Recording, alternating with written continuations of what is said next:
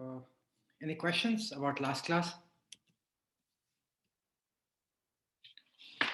So no office hours today or on the next Thursday. Instead, we will do an office hour on Monday. So you can assimilate, try to go through the material today and ask me questions about it because it's a bit different from what I've been doing. It's really interesting, hopefully. I think the material that we are going to cover today is one of my favorites in the semester. Hopefully you will also like it.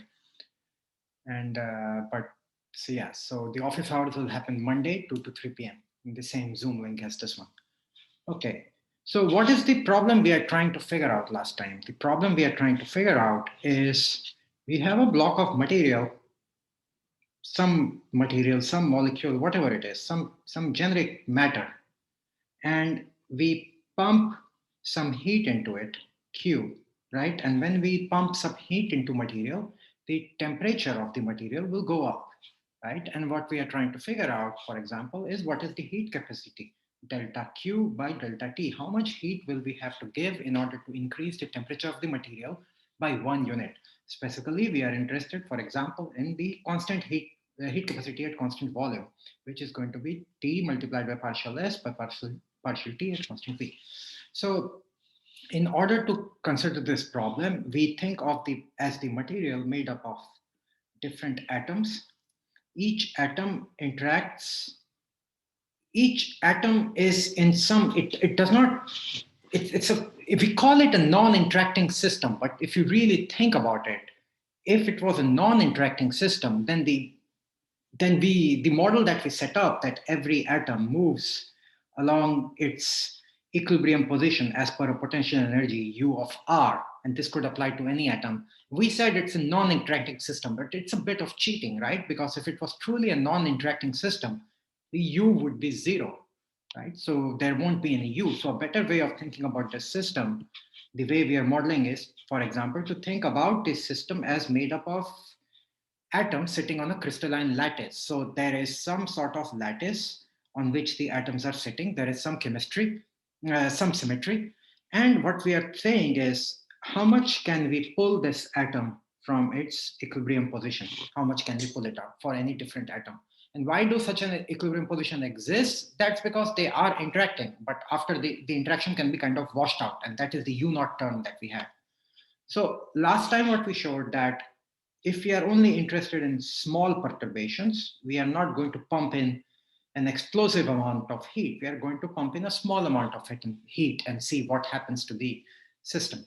So close to equilibrium, we saw that U is U naught plus half alpha. It's approximately R square, alpha by 2 R square.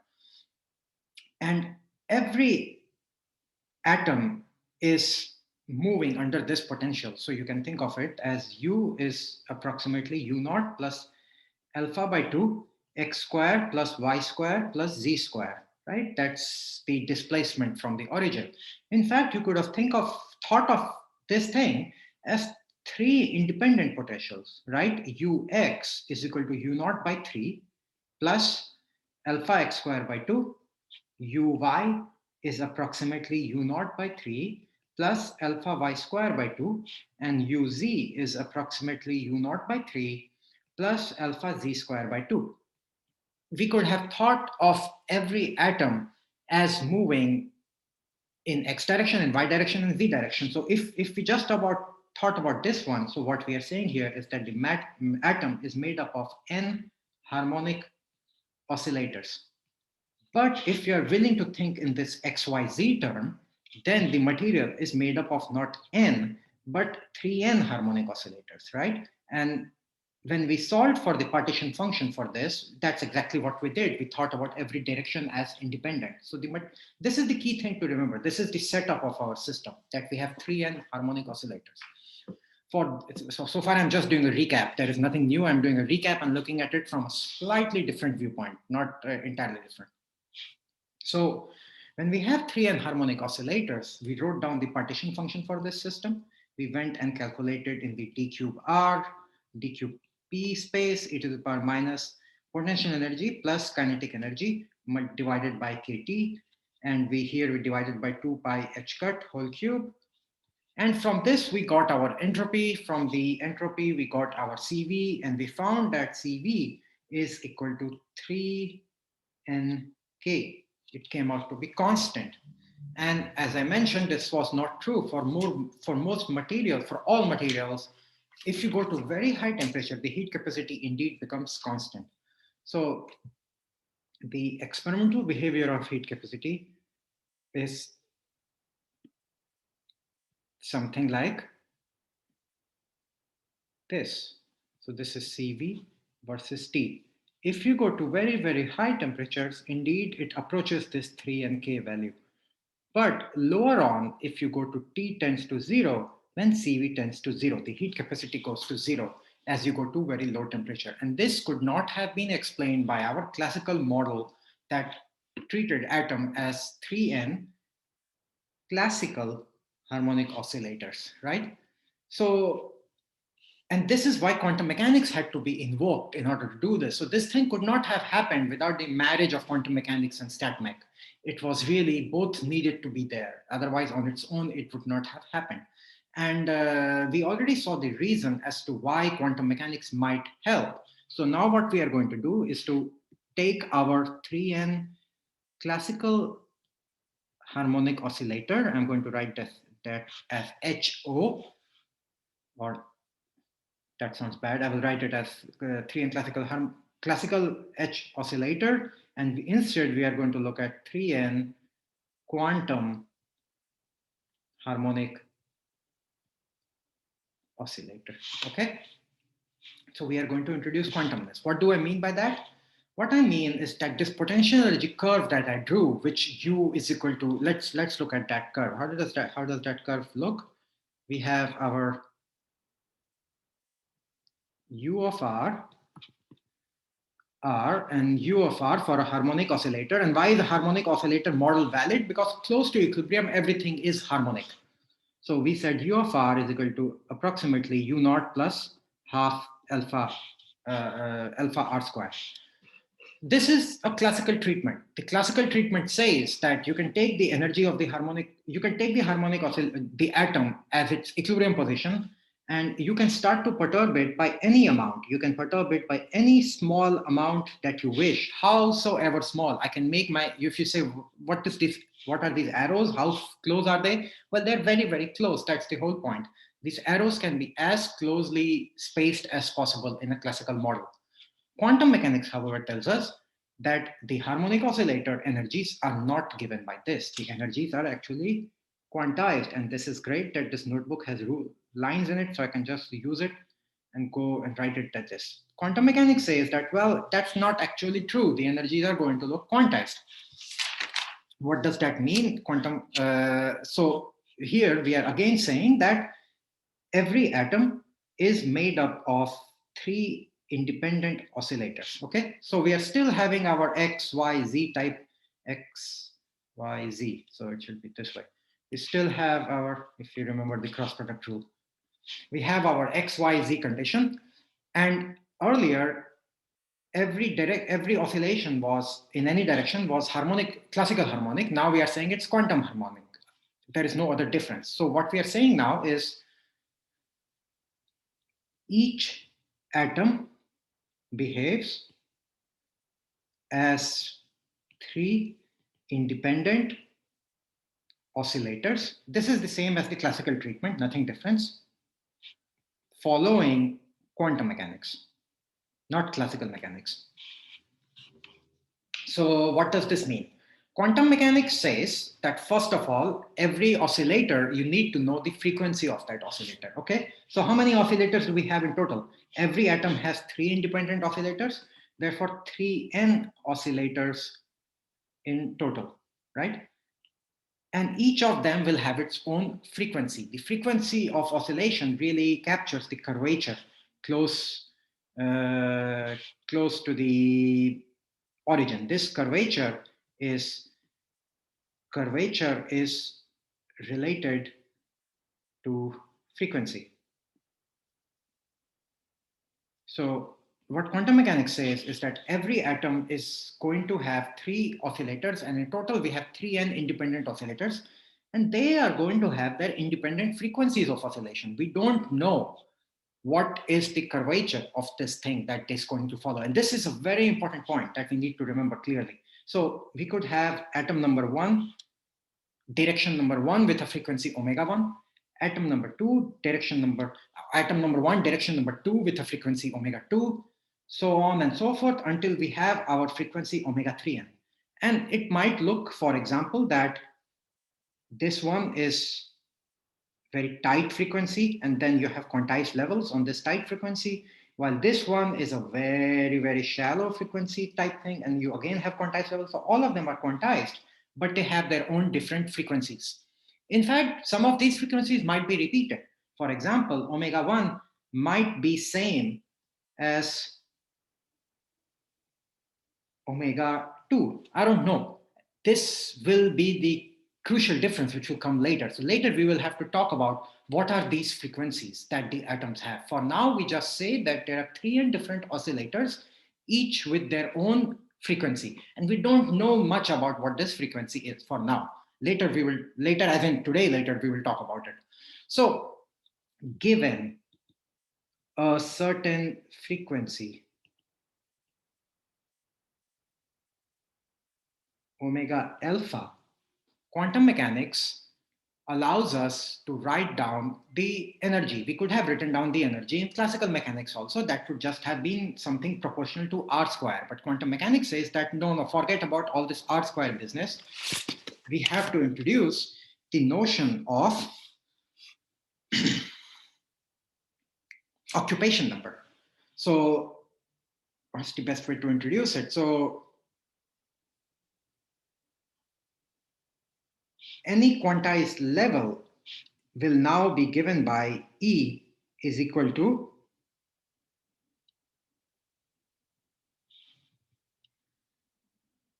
U naught plus half, because we still have the binding of the crystal, right? So U naught drags along with us. But last time when we did it, we just said U naught plus half alpha r square. But now it's going to be different. It's not going to be U naught plus half alpha r square. It's going to be U naught plus half plus n multiplied by h cut omega alpha.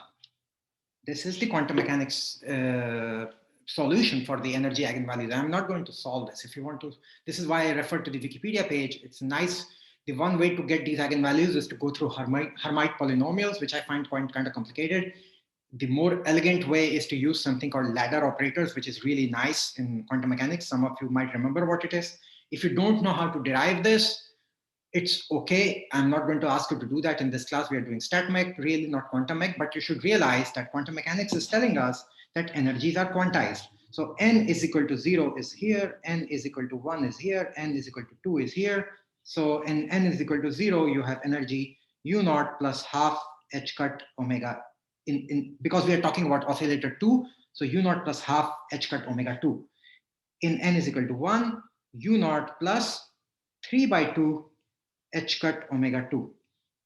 And you can see already as to why quantum mechanics will solve this problem of heat capacity going to 0 without doing anything at 0 temperature, because we have a quantization over here. If the temperature becomes very small, you won't be able to make this jump and go from this ground state to the above state. This jump over here will become, there will be a temperature small enough that this jump will no longer be possible. For example, if h cut omega 1 is much more than kT, then heat capacity goes to 0. We can clearly see just through physical argument. And now what we have to, the question now is, how does it go to 0? What is the dependence? Do we really recover the T cube or not? How do we do that? Einstein's model drives it to 0 very aggressively. In Einstein's model, the heat capacity goes to 0 exponentially as the temperature decreases. Debye, and that you will see because Einstein was trying to be sneaky, he was trying to be a bit clever. He came up with a very quick approximation for, it boils down to assuming what are these values of omega 1, omega 2, omega 3n that are permitted. And Einstein made a quick assumption about it, as you will see, makes the math simpler, but drives the heat capacity to 0 too quickly. Debye got it right, and he got the exact T cube dependence. So this is our energy, and we are talking about state oscillator number alpha. So we can put in an alpha over here. So now we have three n such oscillators, right? So we can write down the micro energy of a given microstate that will be given by, we go to every oscillator, alpha is equal to 1, and we have to go from 1 is equal to 3n, right? And we write down u naught plus half plus n alpha h cut omega alpha, right? This is what we need to sum up. And alpha can go from 1 to 3n. Okay, let's simplify. So this is our equation number 2. This is equation number 1. Let's try to simplify our equation number 2. We can say that this is going to be alpha is equal to 1 to 3n, n alpha, h cut omega alpha, plus some term E naught. Okay, so all the terms that don't depend on n alpha, we remove and we call them E naught. So what is E naught? E naught is going to be 3n u naught plus half alpha is equal to 1 to 3n h cut omega alpha, right? So E naught does not depend on n alpha. Okay, so far so good. Any questions? We are really in slightly esoteric land. If you know quantum mechanics, this is very simple. If you don't know quantum mechanics, it's like, what on earth is going on? If you have any questions, please ask. Okay, so for convenience, we set u naught equal to 0. You will say, oh, if you said u naught is equal to 0, why is the crystal even going to exist? That's true, but it's just a scale. We can move the whole energy scale. Energy is true only up to a relative difference. So we can just subtract this out. And if you really want to keep u naught, you can keep it. But what is the thing of interest? U naught will come up as a prefactor in the partition function, right? And we want to differentiate the partition function. So it will disappear anyway. So it's only for convenience that we set u naught is equal to 0. You can always use it. So before we go further, I want to introduce what we haven't yet talked about is the concept of a phonon. Because in a classical model, we really didn't have phonons, but now we can talk about phonons. So this n alpha that we introduced is n alpha is called occupation number of oscillator omega alpha, right? It's the occupation number where you are. N alpha can be 0, 1, 2, 3. It can actually be very high. You can be very, very high up in the energy if the temperature is high enough. You can be, so these n alpha equal to 0 is the ground state, while n alpha is equal to 1, 2, 3, these are excited states. So note one thing, we have only talked about the eigenvalues of the quantum harmonic oscillator.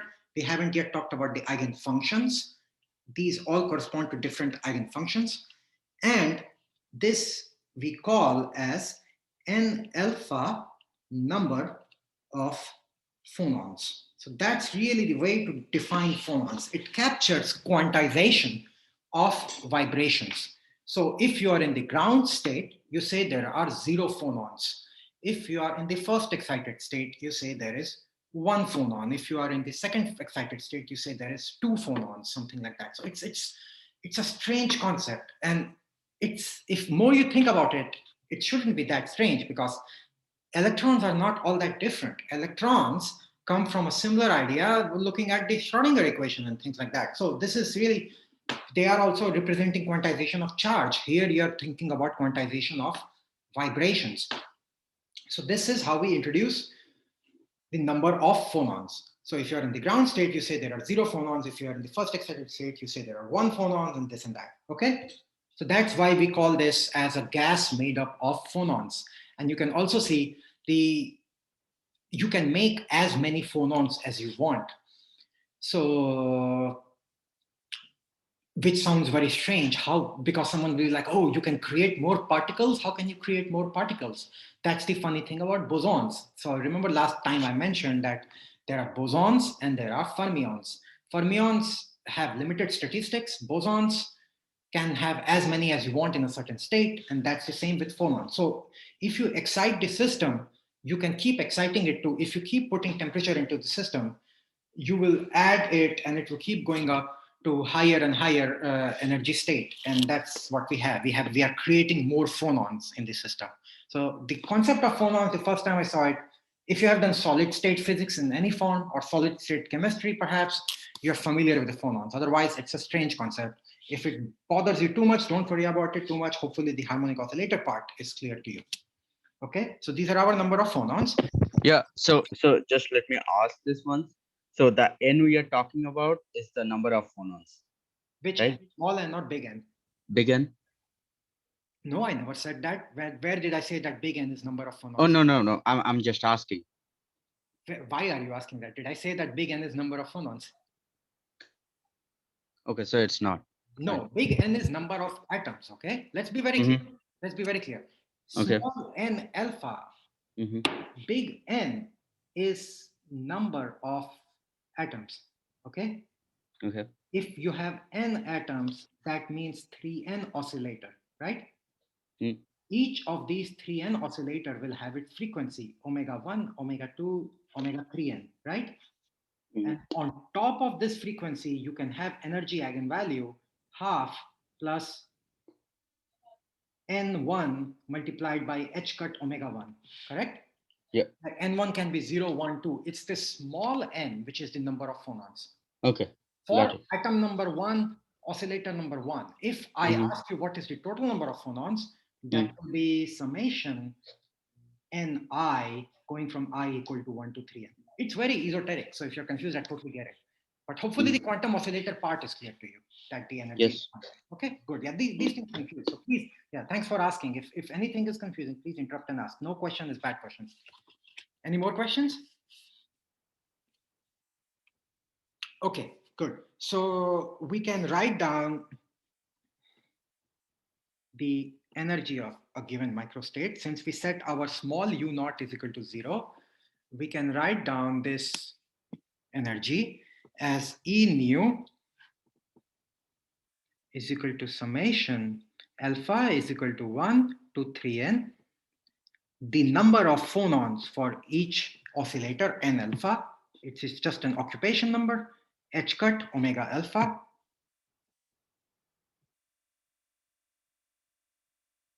plus half n is equal to 1 to 3n, alpha is equal to 1 to 3n h cut omega alpha, because u naught we set to be equal to 0. So this can be absorbed in one summation, alpha is equal to 1 to 3n n alpha plus half h cut omega alpha. Okay, and this we call as equation number 3. So now we are in a position to write down our canonical partition function. What's that going to be? Q of beta, right, at a certain temperature, total number of atoms n, and volume V. How do we write this down? We go to every microstate and we do e to the power minus beta E nu, right? So far, so good. Now pay attention. Remember last class we said that microstate, what does microstate really mean here? Microstate means specifying the number of the value of each occupation number, right? So microstate is given by the value of n1, the value of n2, the value of n3, and the value of n3 capital N. Why do I say that? Because let's say if n1 is equal to 0, that means that this first particle is in the first oscillator in its ground state, right? N2 is equal to 1, let's say. This means that the second one is in its first excited state. However, at the same time, if you said N2 is equal to 3 and not 1, that would mean, and let me color code it here, just to be, so if it was 1, it was in first excited state, and if it is 3, that means here you are in the 1, 2, 3, in the third excited state, right? So if you specify which excited state every independent oscillator is, and you have 3 and such oscillators, then you have specified the full microstate. So nu is equal to specifying that. So we can write this down as actually not summation over nu, but summation over values of all these occupation numbers going from n1, n2 till n3n e to the power minus beta e, which is now a function of n1, n2, n3n. Or this is the same as, and what can all of these take value? Minimum equal to 0. What is the maximum value they can take? Any idea? Any such occupation number, n1, its minimum value is 0, corresponding to ground state. What is the maximum value it can take?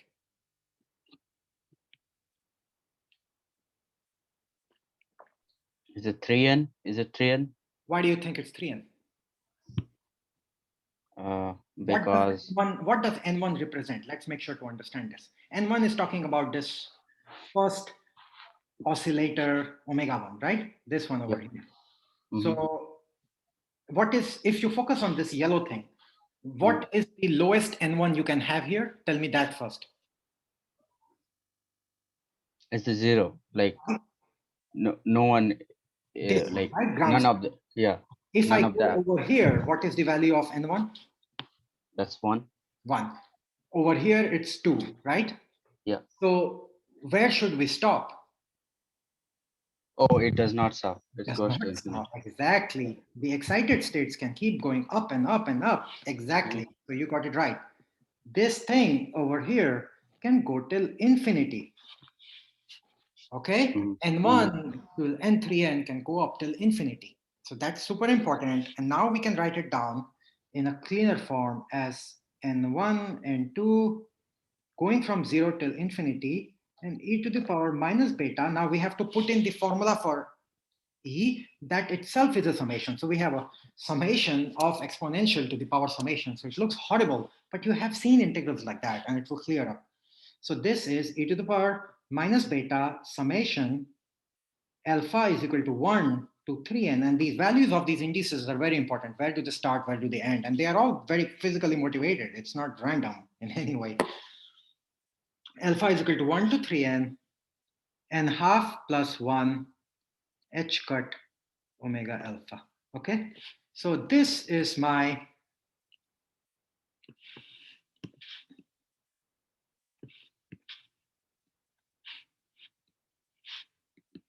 partition function Q, and I will call it equation 4.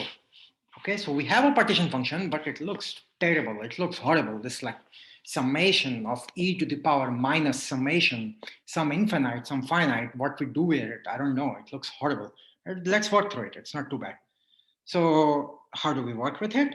Let's look at it very carefully. If something looks horrible, try to break it into parts. Okay, let's break it into parts. So summation over all these variables can be written as n1 equal to 0 to infinity, summation n2 is equal to 0 to infinity, right? That's what we are doing. And we have how many such oscillators? N3n. N3n going from 0 to infinity. So this, what I have done over here is to take this thing and separate it out this way, right? Now let's think about the other part, the sum that is inside. This is e to the power summation. What is the nice thing about e to the power summation? It can be written as product of simple e's, right? So this thing is, we take alpha is equal to 1.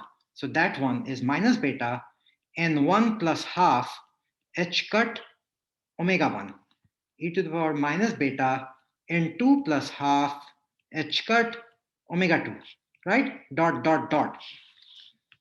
Something happened, and we have seen this before.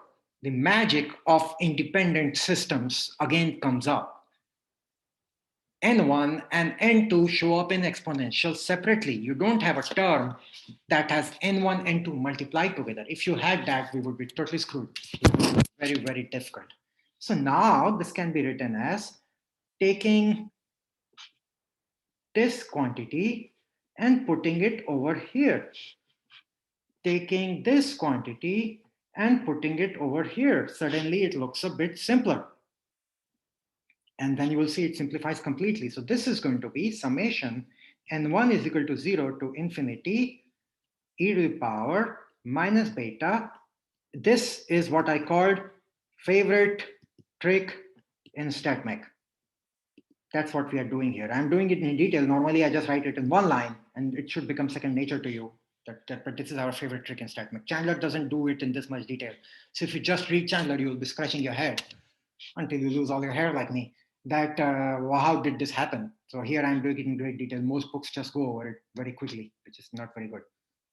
So we have this thing, right? Because I took this thing in green and brought it to the very left, multiplied by summation n2 is equal to 0, infinity, e to the power minus beta, n2 plus half h cut omega 2 dot dot dot. And how far will we go? We will go till n 3n because we have 3n oscillators.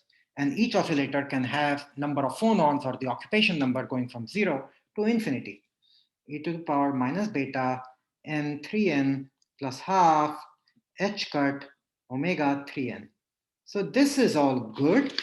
Now, what do we do? Can we do something else? Well, this series is actually quite simple. You can sum it up. If you think about it, this series, so the first thing we should do is to remove this e to the power minus beta h. Let's just look at this term. So this is equal to n1 is equal to 0 to infinity. Let's remove our e to the power minus beta h cut omega 1 by 2 and bring it outside, okay? So now we are left with e to the power minus beta n1 h cut omega 1. Does anyone know how to sum this series? I don't want the answer, or maybe let's start with the answer. Does anyone know the answer?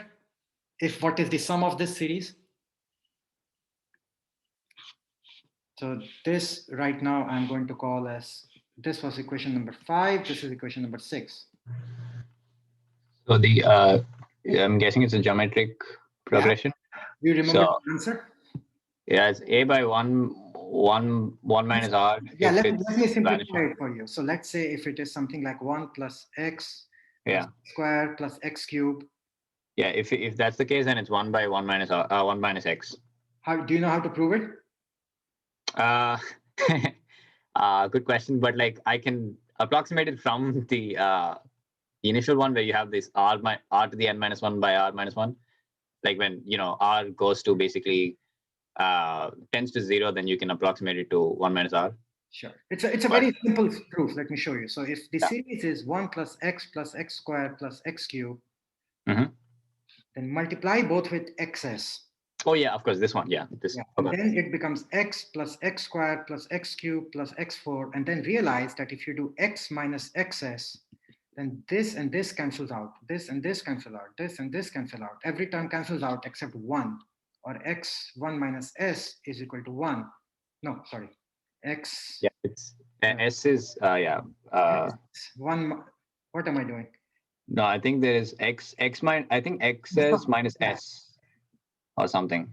Xs minus x is x is equal to 1. Yeah, something like that. Equals 1. Yeah. Is equal to 1 by 1 minus x. Okay. Right. Yeah. This series is a series that shows up in StatMech a lot. It is valid if modulus of x is smaller than 1.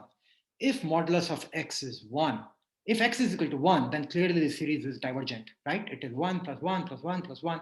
If x is more than 1, then it is even worse. 1 plus 2 squared plus 2 cubed, it diverges even quicker. But if the modulus of x is smaller than 1, so if x is negative or positive, that doesn't matter. If its modulus is smaller than 1, this series sums up to 1 by 1 minus x. You don't have to remember the proof, but it doesn't hurt. I think I remember first did it in like 9th grade or something, and it was so nice that I've never just forgotten it. Maybe I should forward it. It will clear up some space in my head. Yeah, same here. Good. So we have this thing. Now let's look about, let's call this term as P. Okay, not this, just the thing in the bigger circle. Let's look at P. So P is summation n1 equal to 0 to infinity e to the power minus beta n1 h cut omega 1, right? So this is when you take n1 is equal to 0, this is 1, plus when you take n1 is equal to 1, this is minus beta h cut omega 1. When you take n1 is equal to 2, it is e to the power minus 2 beta h cut omega 1 plus dot dot dot. So if you think about it, this is 1 plus e to the power minus beta h cut omega 1 plus e to the power minus beta h cut omega 1 squared. So it's the same thing if you set x is equal to e to the power minus beta h cut omega 1. Therefore, p is equal to 1 by 1 minus e to the power minus beta h cut omega 1. Okay, so this is equation number 7. And that brings us to our q. What is q? Q is going to be, remember we had this thing up front also, e to the power minus beta h cut omega 1 by 2. So we are going to have e to the power minus beta h cut omega 1 by 2 multiplied by e to the divided by 1 minus e to the power minus beta h cut omega 1. And the other terms, q was not just this, right? Q had omega 1, omega 2, omega 3, but that's the same series for everything else. So what are we left with? We are left with e to the power minus beta h cut omega 2 by 2 divided by 1 minus e to the power minus beta h cut omega 2 dot dot dot for, and how many such terms will we have? 3n such terms, product of them, right? So q is now become a product of nice things. Q goes from alpha is equal to 1 to 3n e to the power minus beta h cut omega alpha by 2 divided by 1 minus e to the power minus beta h cut omega alpha. This we call as equation number 8.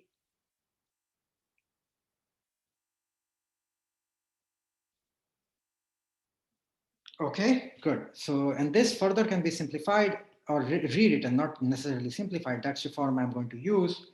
If you multiply both numerator and denominator by e to the power beta h cut omega alpha,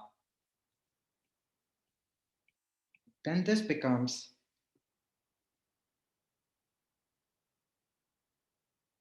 do I want to multiply by that? No, I want to multiply by this thing, e to the power beta h cut omega alpha by 2.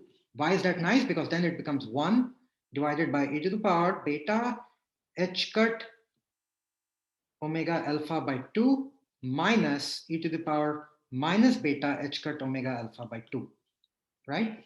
So this, let's call it as equation number 9. So that's our partition function for quantum harmonic oscillators. Do we directly see the heat capacity from this? No, we have a lot of math lying ahead, but we are getting there. The first thing that we need to do is to say, wait, why are we still working with Q? Let's work with log of Q, because in statistical mechanics, any thermodynamics that we get out of it is not really from partition function of Q, but log of partition function, and maybe that will simplify my life. So let's look at log Q.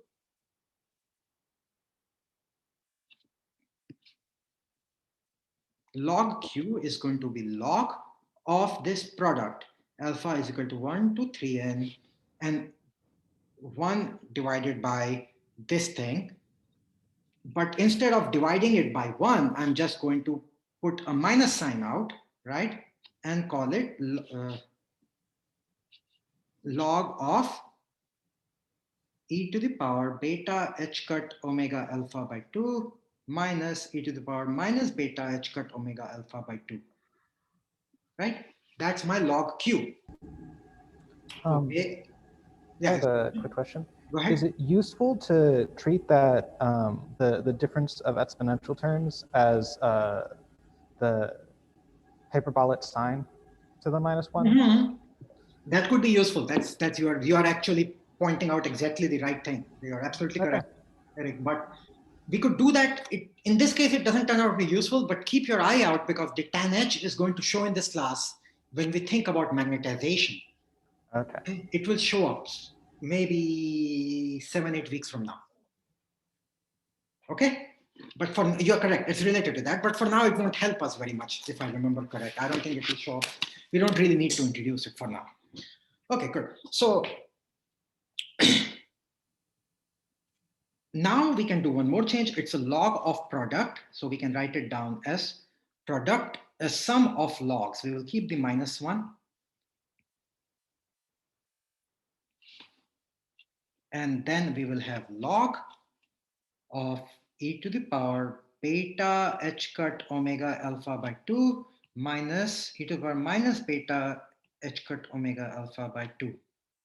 Okay, this is our log q. This equation is nice. It's kind of useless.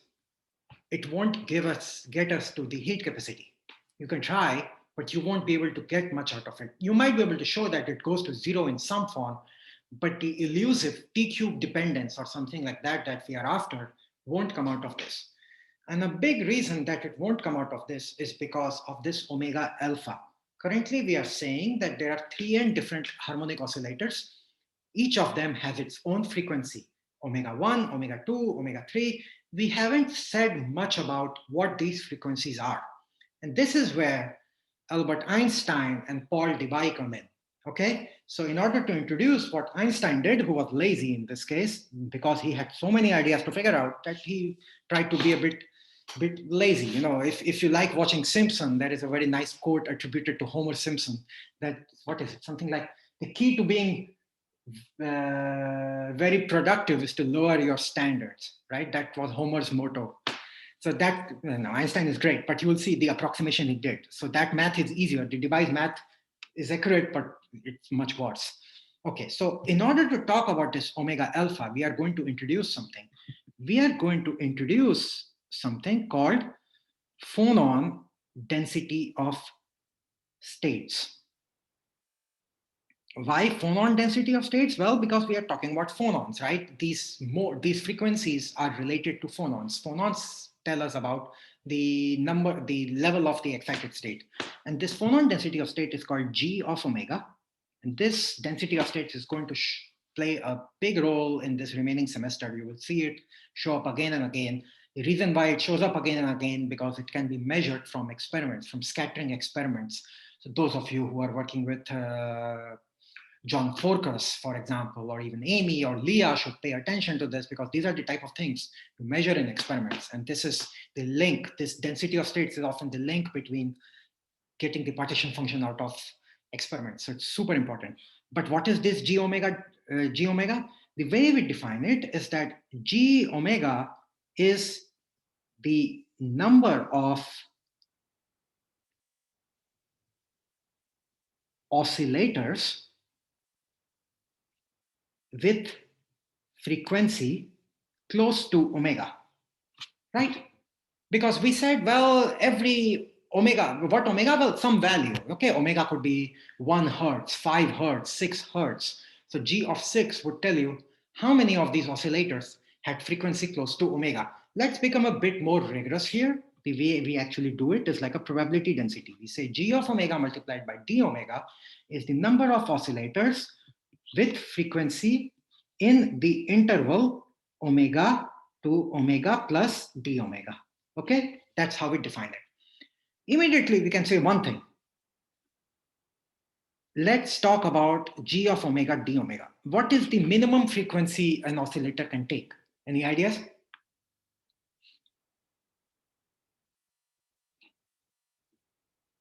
It's really a simple question. There's no trickery here. But I'm stuck. I need your help.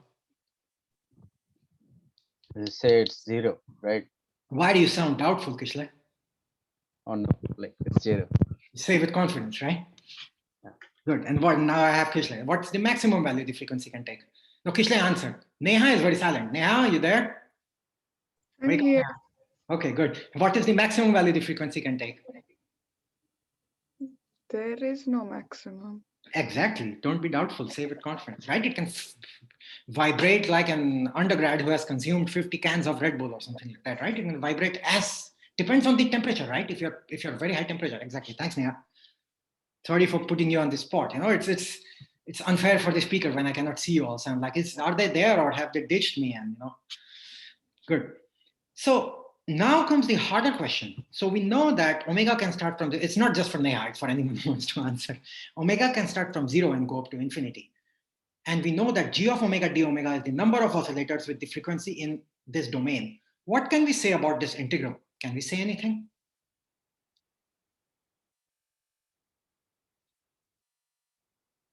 Any ideas here?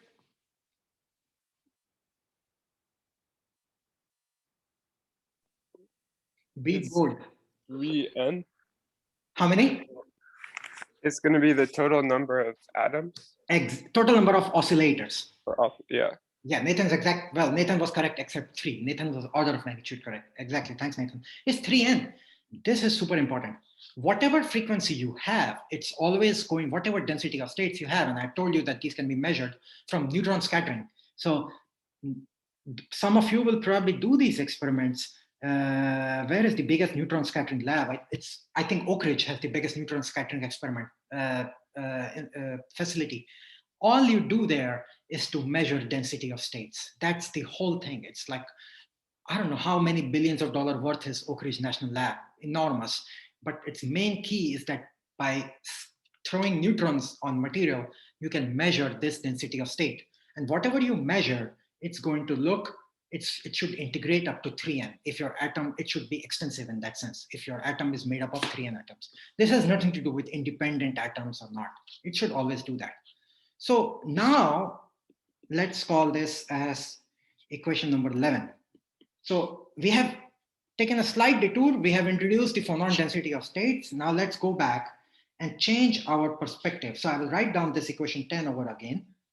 Equation 10, what was it? It said that ln q was equal to minus summation alpha is equal to 1 to 3n. And there was a log e to the power beta h cut omega alpha by 2 minus e to the power minus beta h cut omega alpha by 2. Okay, this is our ln q. But here we were looking at every atom, every oscillator. We were looking at oscillator number 1, oscillator number 2, oscillator number 3. Let's change our perspective. Before we do that, let's write down our Helmholtz energy, which is really from which we will do everything else. So what is Helmholtz energy? Helmholtz energy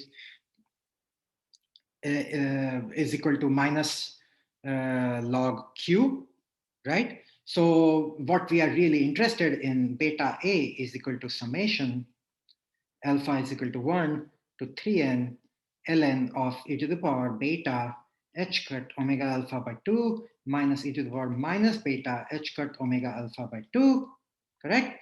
Now let's change our perspective and to look a bit, I did a mistake, right?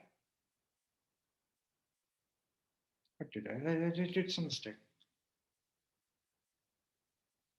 Summation over ln. Something is odd. Give me a moment. Where's Chandler's book?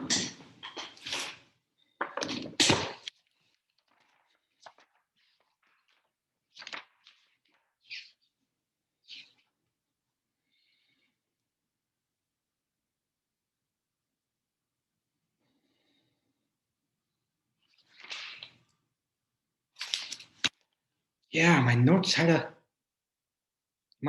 it right, and then I crossed it out and made it wrong. Huh. Right, okay, good. So we have this. Now let's change our perspective. Instead of looking at every atom, every oscillator, let's look at every frequency. So this is instead of looking at time, you look at inverse time. Instead of looking at, we're changing our basis. So instead of looking at alpha is equal to 1 to 3n, let's look at every frequency going from 0 to infinity. And now we have to write down d of omega, g omega, and then all of this. ln e to the power beta h cut omega alpha by 2 minus e to the power minus beta h cut omega alpha by 2. Equation number 12.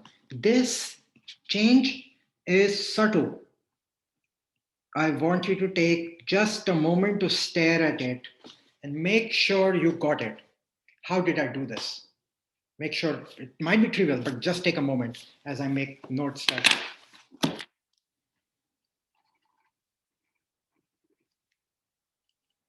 Okay. So it's a change of basis. What we have done here, and this is super important, I'll write in red. We have switched from per oscillator basis to per frequency basis. Something is wrong though in equation number 12. I made one mistake. Do you see what is wrong?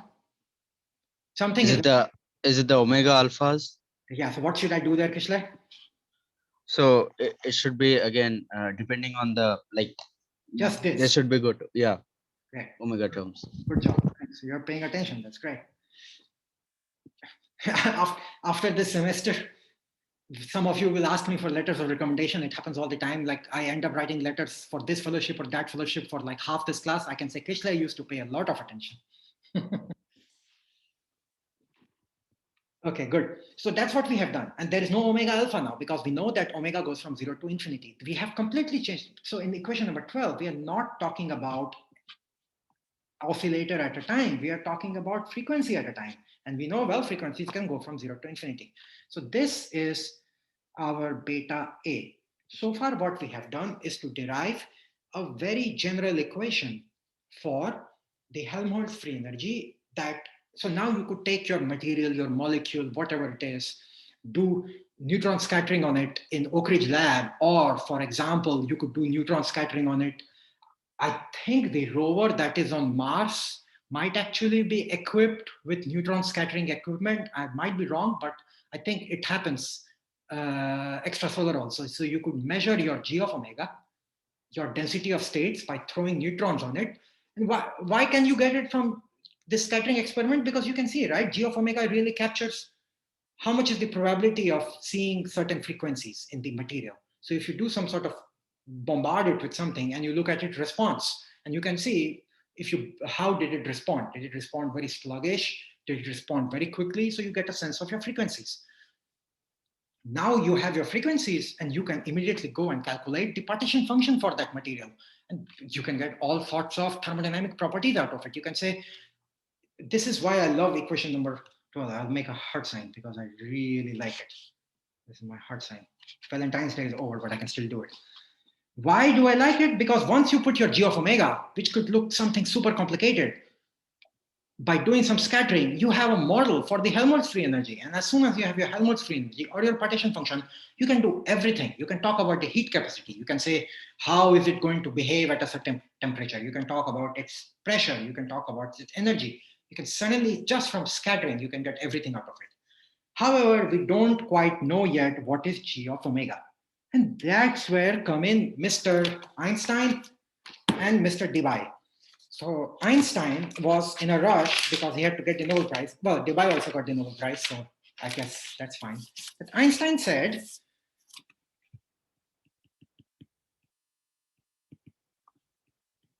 only one frequency possible. He said, yeah, sure, all different frequencies can be possible, but I'm just going to consider one frequency. What did he call it? Well, he called it Omega Einstein. Not really. I think I'm pretty sure he didn't name it after himself, but we are going to call it Omega Einstein. Okay. So if only one frequency is possible, what can we say about G of omega? What's the mathematical form of G of omega? It's a delta function, right? Delta of omega minus omega E. However, remember, if you do this, then integral of G of omega d omega will not be equal to 3n, it will be equal to 1. You want integral of G of omega d omega equal to 3n, so you have to multiply by a 3n. So this is the Einstein model, where all atoms in all directions have the same frequency. And you can see why Einstein was a clever cookie, because as soon as you have a delta function, integrating things become very easy, right? If you have a delta function over here, integrating it is almost trivial. Just take the whole thing out and write down omega E in it. It becomes quite simple. So that was Einstein's model. Let me show you some of the other frequencies before we go and actually calculate it with Einstein model. So Einstein is saying that here I have our G of omega, and it is a delta function at omega E.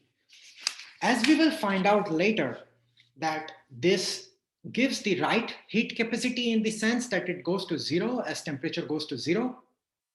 It, however, falls off too quickly. So Debye's model, the density of states looks something like this. It goes up to a certain value proportional to omega square, and we will have to calculate the value of the proportionality constant, and then it drops down. And let's call this as omega d, omega Debye. So in Debye model, G of omega is equal to, let me actually write down that here because I will be drawing something. In Debye model, so this was Einstein model.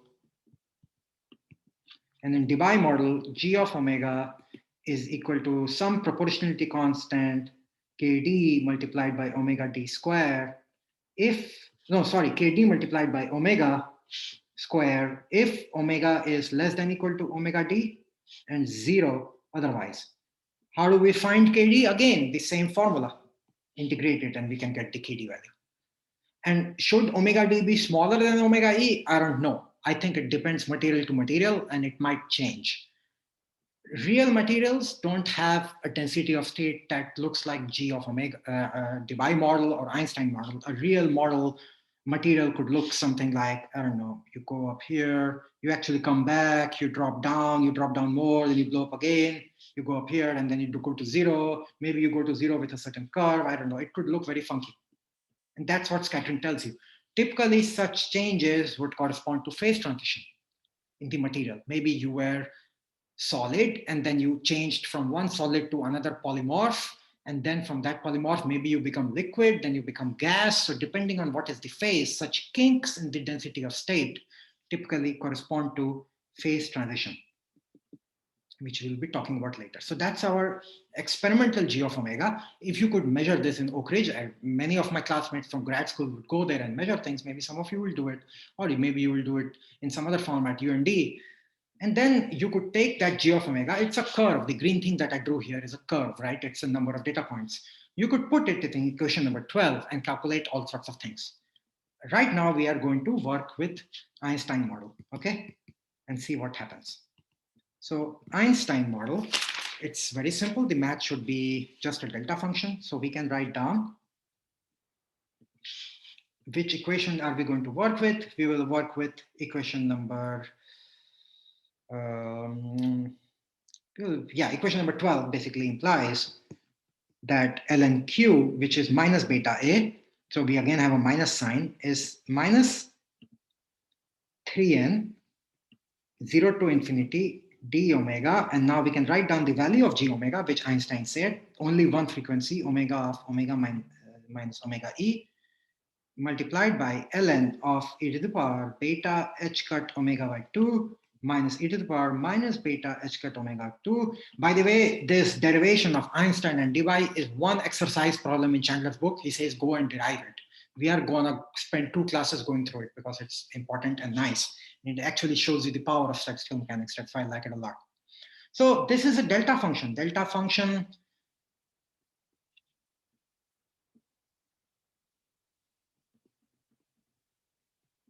multiplied by a function when you integrate it is simply the value of that function, f of xa, right? So this is super nice. Einstein was clever, as we all know. This becomes minus 3n ln of e to the power beta h cut omega Einstein. Now, remember we have a subscript, but it has nothing to do with the alpha earlier. This is one value of the frequency which we have to pick. We can measure for a material. We can pick one representative value of the frequency. We are not really saying what is omega Einstein. We are just keeping it as a parameter, for example. Minus e to the power minus beta h cut omega Einstein by 2. Let's call this as,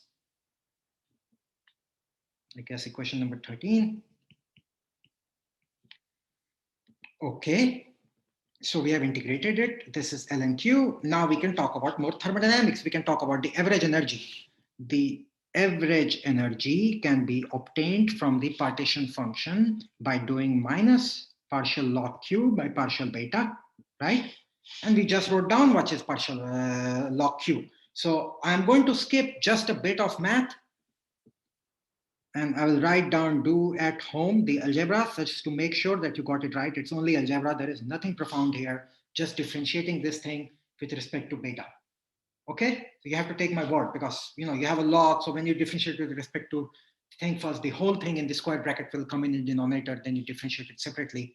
But you have to take my word that it comes out to be equal to 3n h cut omega e multiplied by half plus 1 over e to the power beta h cut omega e whole thing minus 1 square bracket. Okay, this is what the energy comes out. We can now get CV out of it. How do we get CV? CV is going to be partial of energy by partial T at constant V, right? So this is nice because this term does not depend on temperature.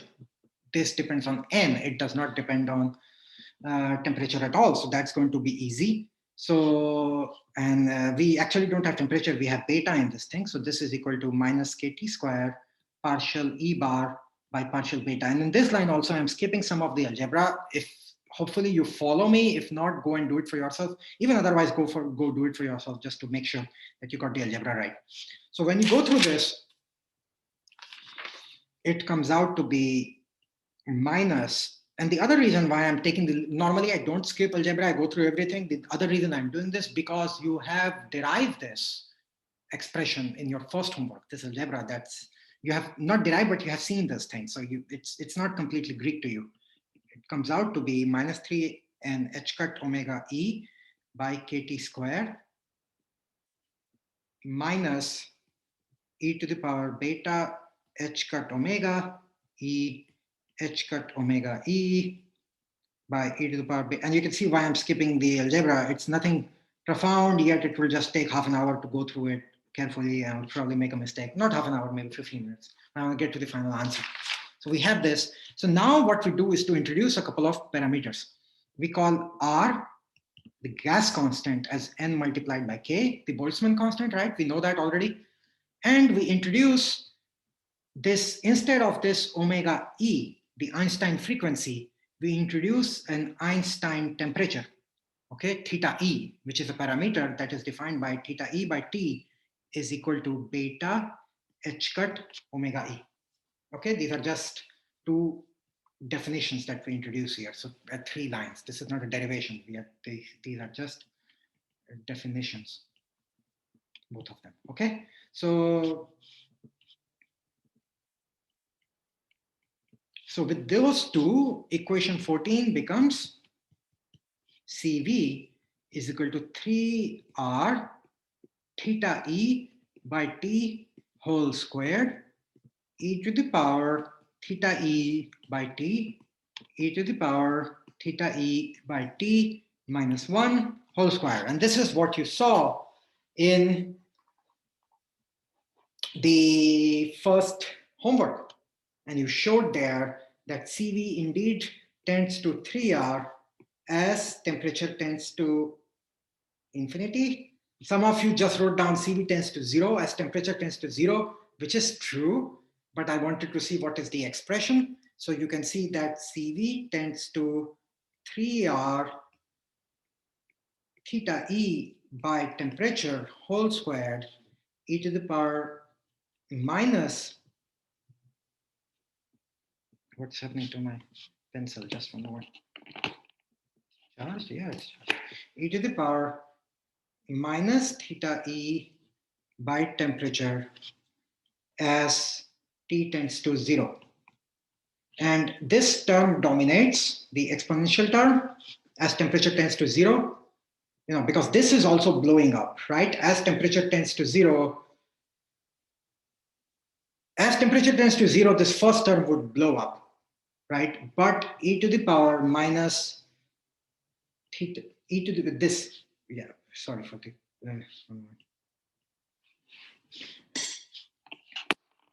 I'm basically done for today's class. So it's a good time for these electronic things to happen. Or lose. So this term over here goes to infinity as temperature tends to zero. But this one dominates, exponential dominates over quadratic, right? And that's why Einstein model, the heat capacity falls off. It goes to a 3R value or 3NK value at very high temperature, but then it drops down, and it drops down very aggressively. And why did it drop down so aggressively? Because Einstein said that there is only one frequency. Debye came in and says that's not true. There is a continuum of frequencies. So if you have only one sharp frequency, then why does heat capacity go to zero in quantum mechanics anyway? It goes to zero because you have quantization, right? And you cannot make this jump if the temperature is too small. If the smallest quanta, and this is a subtle point, so pay attention to me, and it's not really mentioned in books very clearly, except maybe, definitely Chandler doesn't talk about it. So you have a quantum, and you cannot just jump from here to here because the temperature is too small. And Einstein says that there is only one frequency, so there is only one quantum. But Debye, if you see out my screen, says that that's not quite true. Actually, there are smaller and smaller quantums. In fact, if you go down to smaller frequency, there will be some energy levels that are still there. Okay, there are some energy levels which still have a very small value of the quantized energy that you need to jump across. It's just that the probability of finding such quanta, such discretizations goes to zero, right? G of omega is like a probability. In Einstein also it goes to zero, but in Einstein it goes to zero very aggressively. In fact, it goes to zero like a delta function. As soon as you go below omega E, it just drops down. In Debye, it drops down gradually. And this is what eventually leads to Debye heat capacity. I should draw more gradual. So let's say Debye goes like this. It should be T cubed, so you can plot for yourself, while Einstein just goes like this. Okay, so this is Debye, this is Einstein. And next time we will write down the G of omega formula for Debye and show that you actually get this cubic dependence, while Einstein was exponential dependence. Okay, any questions?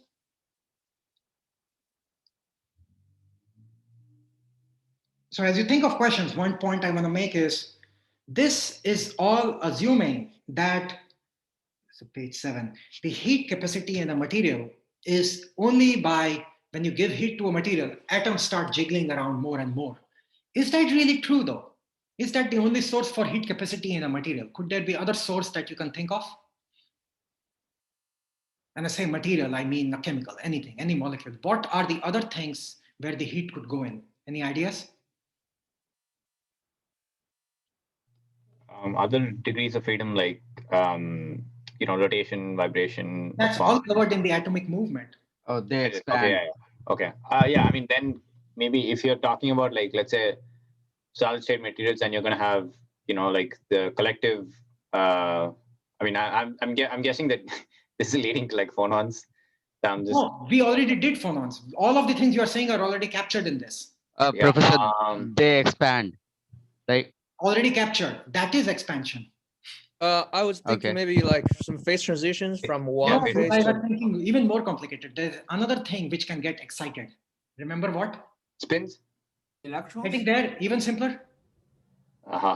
Electrons. Oh. Right? Electrons can Okay, go to higher energy levels. So the heat capacity for a material in reality looks something like, at low temperature, AT cube coming from phonons and all the things that you said, expansion, kinetic energy, collective mode, everything is captured in phonons. Anything related to atoms, classical, the atom itself is captured in phonon. There is, however, an electronic contribution also, right? Because when you pump energy, maybe the electrons are getting excited. Some of them are sitting at their Fermi level and they go like, hey, I'm getting out of here. And they get excited, right? That will also have a contribution. That turns out to be linear in temperature. And we are going to show that also, which is quite an elegant proof as to how it happens. There are two ways of showing it. I will give you an intuitive argument, simpler proof, and you will see that it turns out to be linear. This is electron. That is not the end of the story. In many real molecules, in all real molecules, phonons talk to electrons. When we derive this, we are saying that the phonons and electrons are separated. In quantum mechanics, that is known as the Born-Oppenheimer approximation. Things don't talk to each other. In reality, there will be more terms which come from phonon-electron coupling. And that's very hard to get. I have no way of deriving that. That's very complicated. I don't really know how it works. But this ATQ plus BT is actually really powerful. And you can see online that most molecules, most materials, you can do a very good job of capturing their low temperature heat capacity just by fitting it to a curve with only two parameters, AT cube and BT, and there is no square term. The error is quite low. And we are going to look at this BT, why does it come later? As per Einstein, it would have been e to the power minus theta E by T. And that is not true. That doesn't do a very good job of fitting. It's dBi that does a good job of fitting. And phonons capture everything. In fact, I will leave you with a puzzle that harmonic crystals have zero thermal expansion. If a crystal or a material or a molecule or anything, it was made up of only harmonic interactions, it would never expand. You need to have n harmonic interactions for thermal expansion. So yeah, thermal expansion is included in this T cube term. Okay, and you can, this is a puzzle that you should think about. It's not too hard. I will ask you this later. It might be actually in the third homework itself. I have forgotten. Okay, any more questions?